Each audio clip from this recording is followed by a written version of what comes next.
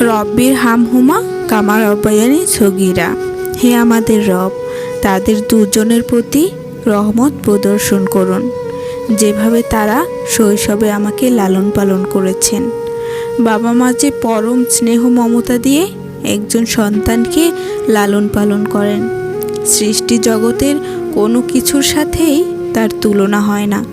এই মমতায় কোনো স্বার্থ নেই, নেই কোনো শর্ত।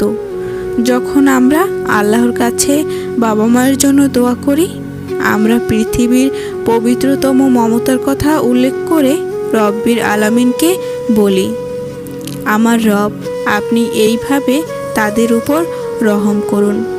বাবা মায়ের জন্যই এই দোয়াটি পবিত্র কোরআনের মধ্যে আল্লাহই আমাদের শিখিয়েছেন। অথচ আমরা যদি শুধু বলতাম রব্বির হামহুমা, এটাও একটা সম্পূর্ণ দোয়া। এর অর্থ, হে রব, আপনি তাদের দুজনের উপর রহম করুন। কিন্তু আল্লাহ আমাদের শিখিয়েছেন রব্বির হামহুমা কামা রব্বায়ানি সগীরা।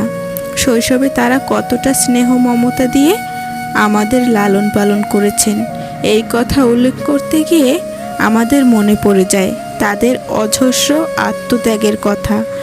আমরা ভূমিষ্ঠ হওয়ার আগে থেকে বাবা মায়ের আত্মত্যাগ আরম্ভ হয়ে যায়। রাত বিরাতে গর্ভবতী মায়ের ঘুম ভেঙে যায়, যখন তখন প্রচণ্ড ক্ষুধা পায়, শরীর খারাপ হয়, বমি হয়।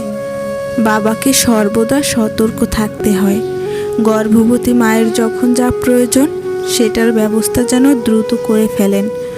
জন্মের পর থেকে বাবা মায়ের সময়সূচি বাচ্চাকে ঘিরে গড়ে ওঠে।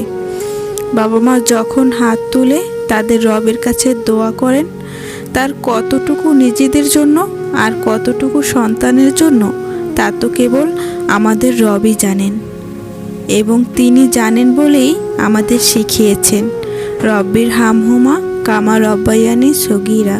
হে রব, আপনি তাদের দুজনের উপর রহম করুন, যেভাবে তারা শৈশবে আমাকে লালন পালন করেছেন।